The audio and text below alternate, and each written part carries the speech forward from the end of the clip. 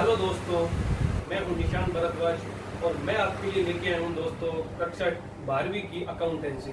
आज अकाउंटेंसी के जिस चैप्टर पे अपन फोकस करेंगे उसका नाम है दोस्तों accounting for non profit organization. तो नॉन प्रॉफिट ऑर्गेनाइजेशन को दोस्तों अपने हिंदी में कहते हैं गैर लाभकारी संस्थान। तो दोस्तों गैर लाभकारी संस्थान से आप समझते क्या हैं? तो गैर लाभकारी संस्थान का आशय इसके नाम में ही है दोस्तों, ऐसी संस्थान जिसका उद्देश्य लाभ कमाना नहीं होता है। तो दोस्तों अब आपके मन में आ रहा होगा कि वह संस्थान जिसका उद्देश्य लाभ कमाना नहीं होता, तो फिर सर उस संस्थान का उद्देश्य होता क्या है? तो दोस्तों मैं आपको अब भी बताता हूं कि उस संस्थान का उद्देश्य होता क्या है। तो दोस्तों उस संस्थान का मेन उद्देश्य होता है सर्विस देना दोस्तों। तो दोस्तों वो संस्थान सर्विस किसको देगा? वो संस्थान दोस्तों सर्विस देगा अपने मेंबर्स को या फिर दोस्तों जनरल पब्लिक को। अब दोस्तों आपके दिमाग में एक ये प्रश्न आ रहा होगा कि जो नॉर्मल ऑर्गेनाइजेशन होता है और जो नॉन प्रॉफिट ऑर्गेनाइजेशन होता है, इन दोनों के मध्य अंतर क्या होता है? तो दोस्तों मैं ये आपको अभी 2 मिनट में क्लियर कर दूंगा कि इन दोनों के बीच क्या अंतर होता है। दोस्तों जो नॉर्मल ऑर्गेनाइजेशन होता है उसका मुख्य उद्देश्य होता है प्रॉफिट जनरेट करना, और जो नॉन प्रॉफिट ऑर्गेनाइजेशन होता है दोस्तों उसका मुख्य उद्देश्य होता है सर्विस देना दोस्तों। अब दोस्तों जो नॉर्मल ऑर्गेनाइजेशन होता है और जो एनपीओ होता है, उन दोनों अकाउंटों के ही जो नॉर्मल ऑर्गेनाइजेशन होता है और जो एनपीओ होता है, उन दोनों ऑर्गेनाइजेशन के ही फाइनेंशियल स्टेटमेंट दोस्तों बनते हैं। लेकिन इन दोनों ऑर्गेनाइजेशन के फाइनेंशियल स्टेटमेंट में दोस्तों अंतर होता है। तो जो नॉर्मल ऑर्गेनाइजेशन होता है दोस्तों उसके जो फाइनेंशियल स्टेटमेंट बनते हैं दोस्तों, तो उसके फाइनेंशियल स्टेटमेंट में दोस्तों बनते हैं ट्रेडिंग एंड पी&एल अकाउंट और बैलेंस शीट। लेकिन दोस्तों जब अपन यहां पे चलते हैं एनपीओ में दोस्तों, तो जब अपन एनपीओ के फाइनेंशियल स्टेटमेंट बनाते हैं दोस्तों, तो वहां पे इनके अलावा दूसरे अकाउंट बनते हैं। जिस पहला अकाउंट का दोस्तों नाम है रिसिप्ट एंड पेमेंट अकाउंट। तो दोस्तों पहला अकाउंट बनता है रिसिप्ट एंड पेमेंट अकाउंट। दूसरा अकाउंट बनता है दोस्तों इनकम एंड एक्सपेंडिचर अकाउंट। और दोस्तों यहां जो आपका तीसरा अकाउंट बनता है दोस्तों उसका नाम है दोस्तों बैलेंस शीट। तो दोस्तों अब अपन समझेंगे कि इसके अंतर्गत जो रिसिप्ट एंड पेमेंट अकाउंट बनता है वह दोस्तों किस हिसाब से बनता है। तो अपन अब नॉन प्रॉफिट ऑर्गेनाइजेशन की जो फाइनेंशियल स्टेटमेंट है उसमें अपन पहला अकाउंट इसका स्टार्ट कर रहे हैं, उसका नाम है दोस्तों रिसिप्ट एंड पेमेंट अकाउंट दोस्तों। तो रिसिप्ट एंड पेमेंट अकाउंट है दोस्तों, तो इसके बारे में जब अपन देखेंगे तो रिसिप्ट एंड पेमेंट अकाउंट में दोस्तों आपको ज्यादा दिमाग लगाने की जरूरत नहीं है। आप सभी ने दोस्तों कक्षा 11वीं के अंतर्गत दोस्तों कैश अकाउंट और बैंक अकाउंट आप सभी ने कई बार बनाया दोस्तों। तो दोस्तों मैं आपको ये बताना चाहूंगा कि रिसिप्ट एंड पेमेंट अकाउंट है ये दोस्तों same to same as it is cash account और बैंक अकाउंट। कोई भी पैसा अगर अपने पास आया तो आप उसे रिसिप्ट साइड में ले लीजिए दोस्तों, और अगर कोई भी एक्सपेंसेस आपने किया दोस्तों तो आप उसे दोस्तों पेमेंट साइड में दर्ज कर दीजिए। आपको ज्यादा दिमाग लगाने की दोस्तों इसमें जरूरत है ही नहीं। आया तो रिसिप्ट, गया तो पेमेंट। अब आइए दोस्तों कि मान लीजिए कि खर्चे का जो नेचर है वो रेवेन्यू है और या फिर कैपिटल टाइप का खर्चा है। तो दोस्तों आपको ये भी दिमाग नहीं लगाना कि आइदर वो चाहे रेवेन्यू एक्सपेंडिचर है या चाहे वो capital expenditure, either revenue receipt है और कैपिटल रिसिप्ट है, आपको उसको रिसिप्ट एंड पेमेंट अकाउंट में अगर आया तो रिसिप्ट साइड में और या गया तो उसको आप पेमेंट साइड में दोस्तों दर्ज कर दीजिए बिना दिमाग लगाए। अब आते हैं दोस्तों अपन इसके पीरियड वाले पॉइंट पे। अब दोस्तों basically receipt and payment account में चाहे आपका जो इनकम है वो चाहे करंट ईयर की है, चाहे आपकी इनकम दोस्तों प्रीवियस ईयर की है, चाहे आपकी इनकम दोस्तों नेक्स्ट ईयर की है, आपको उसको रिसिप्ट साइड में नोट कर लेना है। और चाहे आप जो एक्सपेंडिचर दोस्तों कर रहे हो वो चाहे करंट ईयर का है, चाहे प्रीवियस ईयर का है और चाहे दोस्तों नेक्स्ट ईयर का है, आपको उसको भी दोस्तों पेमेंट साइड में दर्ज कर लेना है। इट मींस दोस्तों इसको जब अपन समराइज करते हैं तो अपन को ये पता चलता है कि अगर इनकम आई रिसिप्ट साइड में लिख दो, पैसा गया तो तो पेमेंट साइड में लिख दो। इसमें आपको ये दिमाग लगाना ही नहीं है कि खर्चा रेवेन्यू नेचर का है या कैपिटल नेचर का है या खर्चा करंट ईयर का है या खर्चा पास्ट ईयर का है या खर्चा नेक्स्ट ईयर का है। बेसिक सी बात है, आया तो रिसिप्ट साइड में, गया तो पेमेंट साइड में। ओके, तो अब अपन चलते हैं नॉट प्रॉफिट ऑर्गेनाइजेशन के फाइनेंशियल स्टेटमेंट जो अपन दूसरा अकाउंट बनाते हैं दोस्तों, उसका नाम है दोस्तों इनकम एंड एक्सपेंडिचर अकाउंट। तो दोस्तों income and expenditure account basically जो 11th क्लास में आपने प्रॉफिट एंड लॉस अकाउंट बनाया था दोस्तों, उससे मिलता जुलता ही एक अकाउंट है। पर इसमें क्या क्या एडजस्टमेंट और हो सकते हैं या इसमें किस किस प्रकार के नेचर के एक्सपेंसेस होते हैं, वो दोस्तों मैं आपको बताने जा रहा हूं। तो बेसिकली दोस्तों जब अपन इनकम एंड एक्सपेंडिचर अकाउंट पर दोस्तों चलते हैं तो अपन को यहाँ ये ध्यान रखना है कि यहाँ अपन जिस नेचर की इनकम को अपने खातों में लिखेंगे और किस नेचर के एक्सपेंडिचर को अपन एक्सपेंडिचर साइड में दिखाएंगे, वो इनकम और वो expenditure must be revenue type का एक्सपेंडिचर या इनकम ही होनी चाहिए। अगर वो कैपिटल एक्सपेंडिचर का टाइप का है, अगर वो कैपिटल एक्सपेंडिचर उसका नेचर है, तो अपन उससे इनकम एंड एक्सपेंडिचर अकाउंट में ना दिखाते हुए उसको अपन बैलेंस शीट में दिखाएंगे दोस्तों। ये आप ध्यान रखना। रेवेन्यू टाइप का दोस्तों यह मतलब क्या है? रेवेन्यू टाइप का दोस्तों मतलब है कि वह अपना दैनिक प्रवृत्ति का खर्चा है, वह खर्चा रेवेन्यू नेचर का कहलाता है दोस्तों। और दोस्तों इनकम एंड एक्सपेंडिचर में जो मेन देखने वाली बात है वो ये है कि अपन जो खर्चा या जो भी इनकम अपन अपने बुक्स में दिखा रहे हैं दोस्तों, वह अपन दिखाएंगे सिर्फ और सिर्फ करंट ईयर वाली दोस्तों। अगर आप ये चीज समझ लेते हैं दोस्तों कि अपन को इनकम एंड एक्सपेंडिचर में सिर्फ करंट ईयर के एडजस्टमेंट ही करने हैं, तो इनकम एंड एक्सपेंडिचर की जो मेन समस्या आती है दोस्तों, बहुत से बच्चों को यह समझ में नहीं आता कि अगर खर्चा आउटस्टैंडिंग है तो ऐड करें, लेस करें, या खर्चा प्रीपेड है या खर्चा एडवांस है तो अपन उसको ऐड करें, लेस करें। तो दोस्तों बहुत से टीचर इसको क्या करवाते हैं कि बच्चों को याद करवाते हैं दोस्तों कि भाई अगर बिगनिंग का हो तो ऐड कर देना, लेस कर देना, प्रीपेड हो ऐड लेस। तो मैं वो नहीं चाहूंगा कि मैं आपको वो चीजें दोस्तों याद करवाऊं। मैं उसको आपको एक कॉन्सेप्ट के माध्यम से समझाऊंगा और विद इन 5 मिनट्स मैं आपको ये गारंटी दे रहा हूं कि आपको कभी भी दोस्तों आउटस्टैंडिंग और प्रीपेड या एडवांस में कभी भी समस्या नहीं आएगी। तो दोस्तों अपन स्टार्ट करते हैं। हाँ दोस्तों, तो इनकम एंड एक्सपेंडिचर अकाउंट में दोस्तों ज्यादातर बच्चों की ये समस्या होती है, उनको ये समझ में नहीं आता कि सर आउटस्टैंडिंग अगर प्रीवियस ईयर का है तो क्या करना है, आउटस्टैंडिंग करंट ईयर का है तो क्या करना है, एडवांस अपन का इस ईयर का है तो क्या करना है, पिछले ईयर का है तो क्या करना है। तो मैं ये वाला कॉन्सेप्ट आपको दोस्तों समझा रहा हूँ। तो दोस्तों इसमें अपन देखते हैं कि इसमें आपको दोस्तों मेन जो फोकस करना है ना, आपको सिर्फ इतना सा फोकस करना है कि जो करंट ईयर को आप बेस बना के चलिए दोस्तों। इस करंट ईयर को अगर दोस्तों आपने पकड़ लिया ना दोस्तों, तो आपको आउटस्टैंडिंग और प्रीपेड में दोस्तों कभी दिक्कत नहीं आएगी दोस्तों। तो मैं आपको समझाता हूँ दोस्तों आउटस्टैंडिंग का मतलब होता है बकाया दोस्तों। आउटस्टैंडिंग एक्सपेंसेस भी हो सकते हैं या आउटस्टैंडिंग कोई रिसिप्ट भी हो सकती है। मतलब कोई इस साल का खर्चा है जो आपने अभी तक पेड नहीं किया, वो भी आउटस्टैंडिंग है, या कोई पिछले साल का खर्चा आपने अभी तक पेड नहीं किया, इट मींस लास्ट ईयर का कोई खर्चा है जो आपने अभी तक पे नहीं किया, वो आपका आउटस्टैंडिंग एक्सपेंसेस कहलाएगा दोस्तों। और मान लीजिए कोई आपके पिछले साल की कोई इनकम थी जो आपको आज तक दोस्तों नहीं मिली है, तो वो दोस्तों आपकी आउटस्टैंडिंग रिसिप्ट कहलाएगी। वैसे ही दोस्तों अगला कॉन्सेप्ट इसमें दोस्तों प्रीपेड और एडवांस। तो दोस्तों प्रीपेड और एडवांस को अगर मैं एक्सप्लेन करूं तो दोस्तों इसको हिंदी में कहते हैं पूर्वदत्त खर्चे, या फिर अगर वो रिसिप्ट है तो पूर्ववत आय। तो दोस्तों मान लीजिए आपने वर्तमान ईयर में ही किसी एम्प्लॉय को नेक्स्ट ईयर की सैलरी भी दे दी, तो दोस्तों वो आपका प्रीपेड एक्सपेंसेस कहलाएगा। और मान लीजिए दोस्तों आपने पिछले साल में ही किसी एम्प्लॉय को इस ईयर की सैलरी भी दे दी थी, तो दोस्तों वो भी आपका पूर्वदत्त खर्चा कहलाएगा, पर वो लास्ट ईयर के लिए आपका पूर्वदत्त खर्चा कहलाएगा। तो अब मैं आपको दोस्तों ये समझाने की ट्राई कर रहा हूँ कि अपन आउटस्टैंडिंग का और प्रीपेड का अपन एडजस्टमेंट किस हिसाब से करेंगे।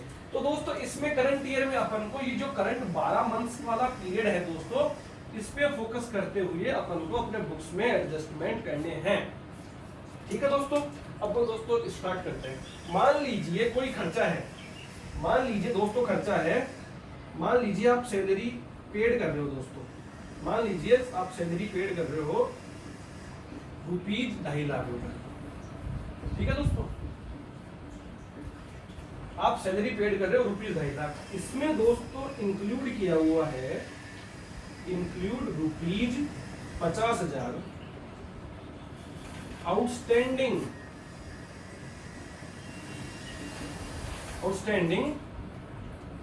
For previous year.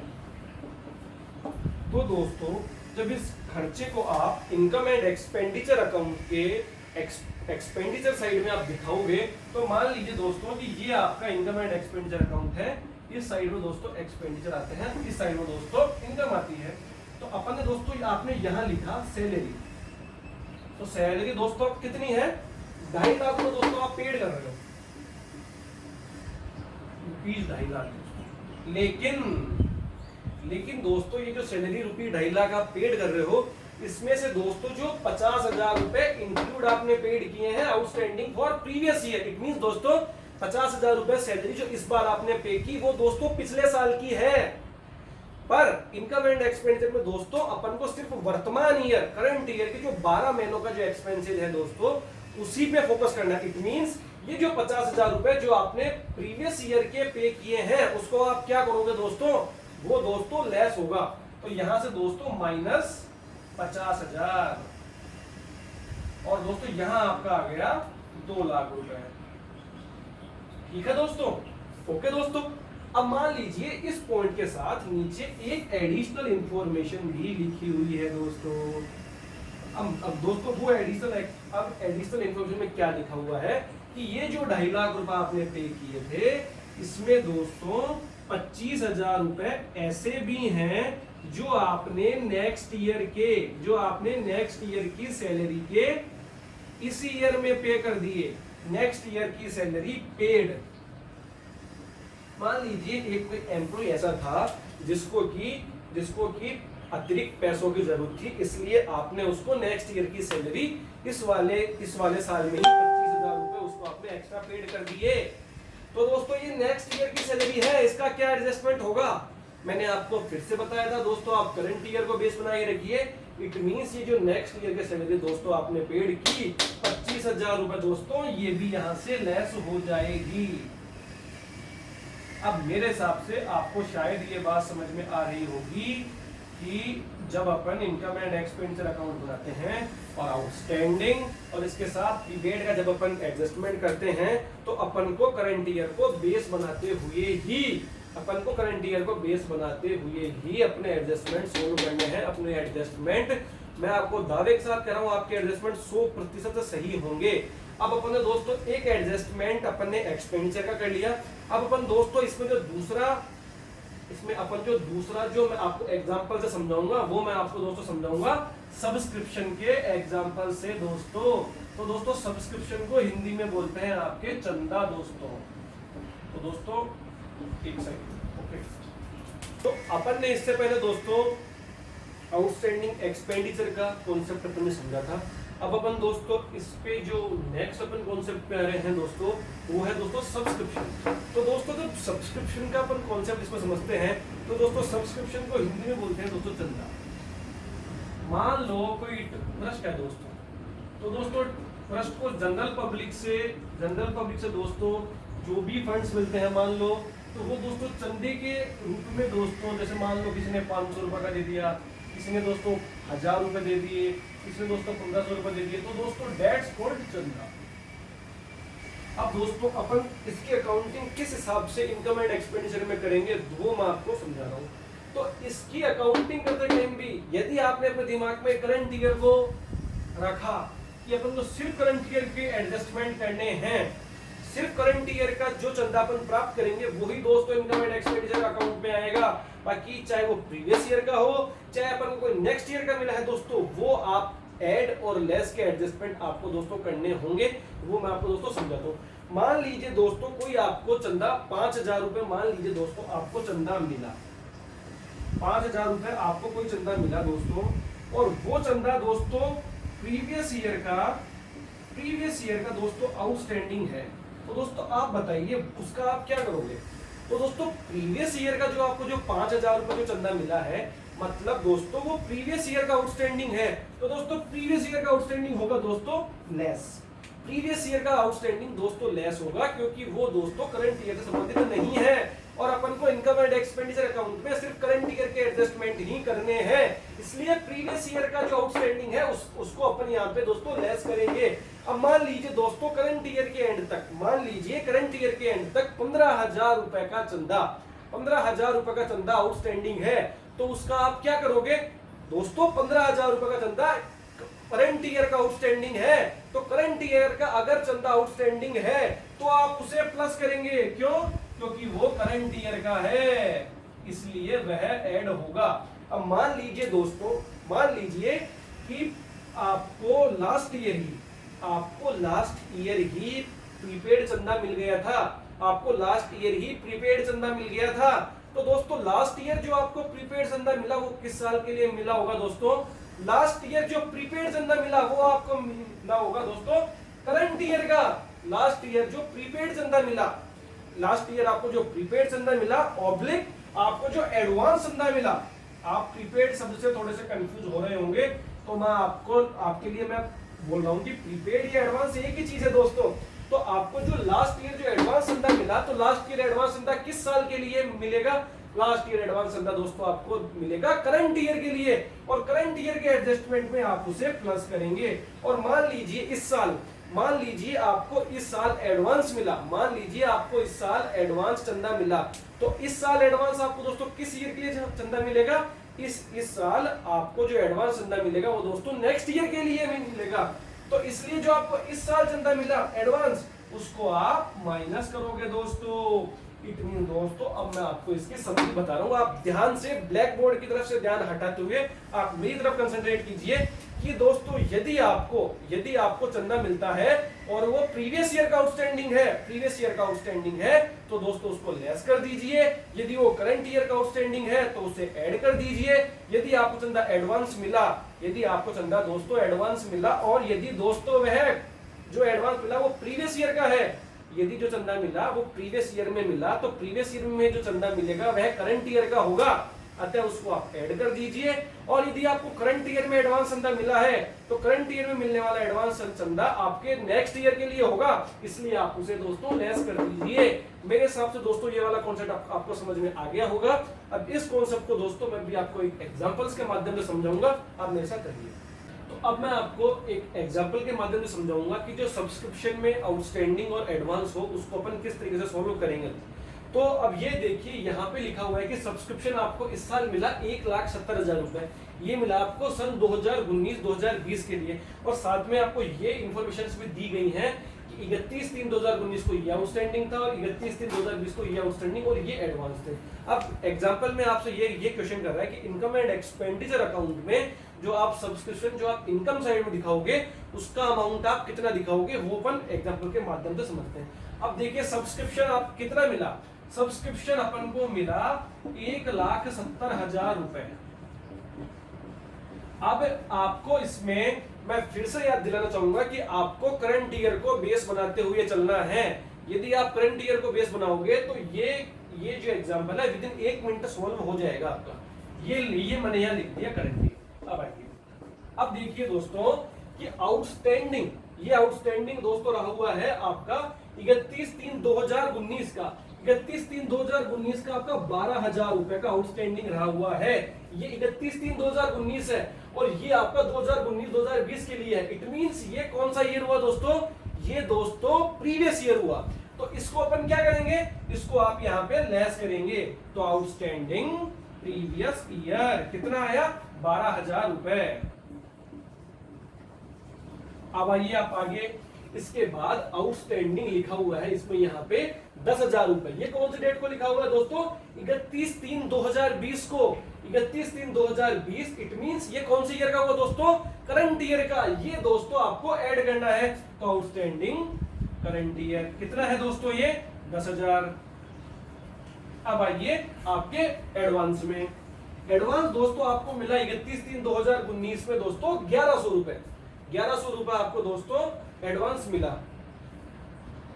एडवांस मिला 31/3/2019 को 1100 रुपए। ये आपको किस साल के लिए मिला दोस्तों? प्रीवियस ईयर में दोस्तों आपको एडवांस मिलेगा, वो मिलेगा दोस्तों आपको करंट ईयर के लिए। इट मींस दोस्तों ये 1100 रुपए आपको क्या करने हैं? ये 1100 रुपए दोस्तों आपको ऐड करने हैं। तो दोस्तों ये मिला था आपको प्रीवियस ईयर एडवांस। कितना है दोस्तों इसका अमाउंट? 1100 रुपए। ये अपने यहाँ ऐड कर दिया और ये भी अपने यहाँ ऐड कर दिया। इसके बाद दोस्तों 2500 रुपए अपन को मिले 31/3/2020, मतलब इस साल में अपन को दोस्तों एडवांस मिले। तो अपन को जो इस साल में दोस्तों जो अपन को एडवांस मिलेगा वो किस ईयर के लिए मिलेगा? वो दोस्तों अपन को मिलेगा नेक्स्ट ईयर के लिए एडवांस। तो इट मींस दोस्तों नेक्स्ट ईयर का एडवांस जो अपन को इसी साल में मिल गया उसको अपन क्या करेंगे दोस्तों? वो नेक्स्ट ईयर का है, इसलिए अपन उसको दोस्तों लेस करेंगे। तो ये लीजिए दोस्तों एडवांस जो अपन को मिला वो मिला नेक्स्ट ईयर का। कितना है दोस्तों? 2500 रुपए दोस्तों। अब दोस्तों इस अमाउंट में से 12,000 आप हटा दीजिए, 10,000 आप जोड़ दीजिए, 1100 रुपए आप हटा दीजिए और 2500 रुपए आप दोस्तों घटा दीजिए। आपका इस साल का जो आप इनकम एंड एक्सपेंडिचर अकाउंट पे दोस्तों आप जो अमाउंट शो करोगे दोस्तों वो आपका आ जाएगा। तो डोनेशन को हिंदी में अपन कहते हैं दान। अब मान लीजिए किसी भी इंसान ने या किसी भी संस्थान ने आपको डोनेशन दिया है और मान लीजिए उसने आपको 1 लाख रुपए दे दिए, लेकिन उस संस्था ने आपको ये नहीं बताया कि उस 1 लाख रुपए का आपको क्या करना है। इट मींस वह जनरल पर्पस डोनेशन है। और जनरल पर्पस डोनेशन का अपन क्या करेंगे? जनरल पर्पस डोनेशन को अपन इनकम एंड एक्सपेंडिचर अकाउंट के इनकम साइड में शो कर देंगे। लेकिन यदि किसी इंसान ने या किसी संस्था ने मान लीजिए अपन को 2 लाख रुपए दे दिए और 2 लाख रुपए देने के साथ साथ उसने अपन को ये बता दिया कि भाई साहब आपको इस 2 लाख रुपए के साथ बिल्डिंग बनानी है या कोई पेविलियन फंड बनाना है या कोई और स्पेसिफिक कार्य अपन को बता दिया, तो इस स्थिति में वह जो स्पेसिफिक जो अपन को डोनेशन मिला है वह इनकम एंड एक्सपेंडिचर अकाउंट में अपन शो ना करके उसको अपन बैलेंस शीट में शो करेंगे। ये आपका हो गया डोनेशन। अब अपन चलते हैं लीजेसी। तो डोनेशन और लीजेसी में सामान्यतः है यदि किसी चीज का अंतर है तो यह है कि डोनेशन आदमी जीते जी करता है जब वह जीवित होता है, और लीजेसी जो होती है वह इंसान के मरने के बाद होती है। मरने के बाद इट मींस इंसान अपनी वसीयत में लिख देता है।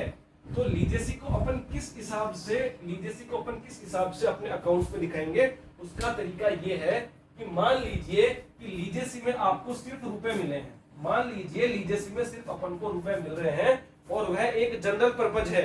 यदि वह जनरल पर्पज है तो अपन इसे बैलेंस शीट के कैपिटल फंड में शो कर देंगे। बैलेंस शीट के कैपिटल फंड में अपन शो कर देंगे।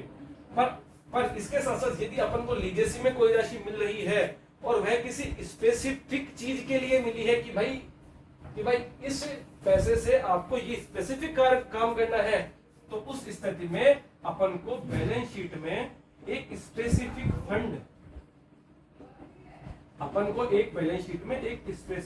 फंड बनाना पड़ेगा। ये हो गया आपका लीजेसी का। अब आइए अपने थर्ड पॉइंट पे, लाइफ मेंबरशिप फीस। तो लाइफ मेंबरशिप फीस मैं आपको समझाता हूं कि मान लीजिए कोई क्लब है, तो क्लब के अंतर्गत क्लब में शामिल होने के लिए वन टाइम फीस देनी पड़ती है। तो जो ये वन टाइम फीस होती है यह 1 साल की ना होकर होल लाइफ की होती है। इट मींस ये एक रेवेन्यू एक्सपेंडिचर ना होके, इट मींस ये एक रेवेन्यू रिसिप्ट ना होके यह आपके लिए एक कैपिटल रिसिप्ट है।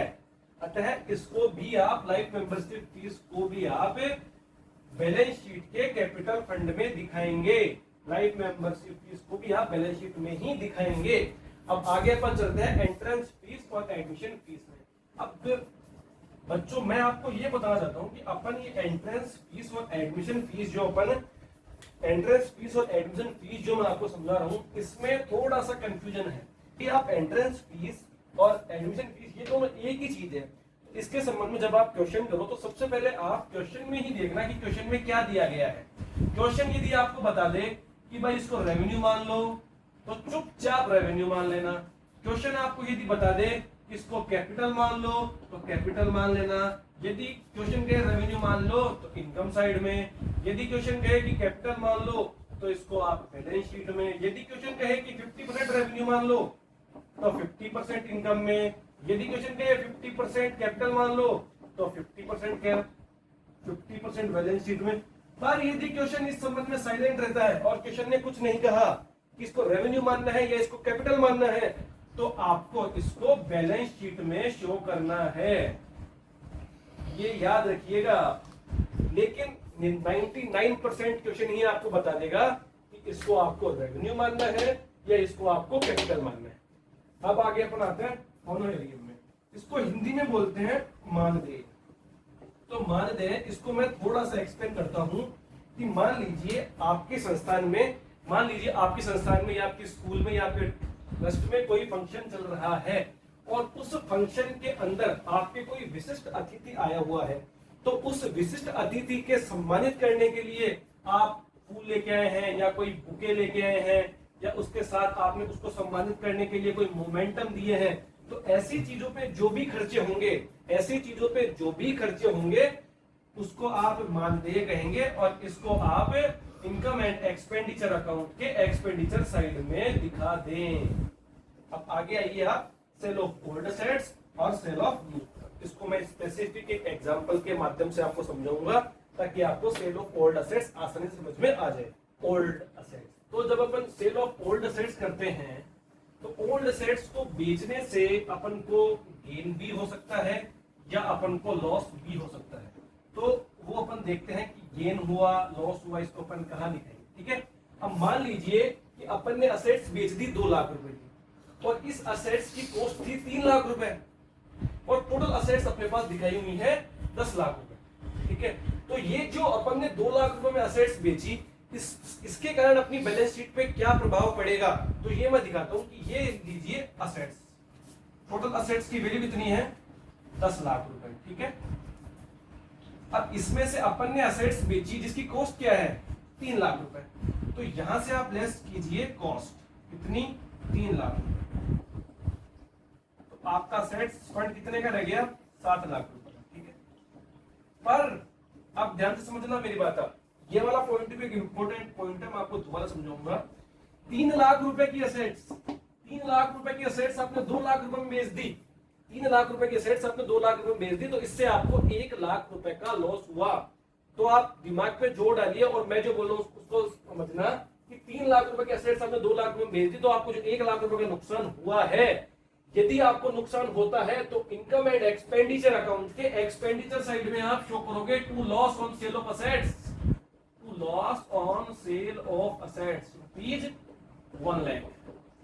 पर यदि आपको ओल्ड असेट्स को बेचने से फायदा होता, यदि आपको ओल्ड असेट्स को बेचने से फायदा होता तो आप इसको इनकम एंड एक्सपेंडिचर के इनकम साइड में दिखाते।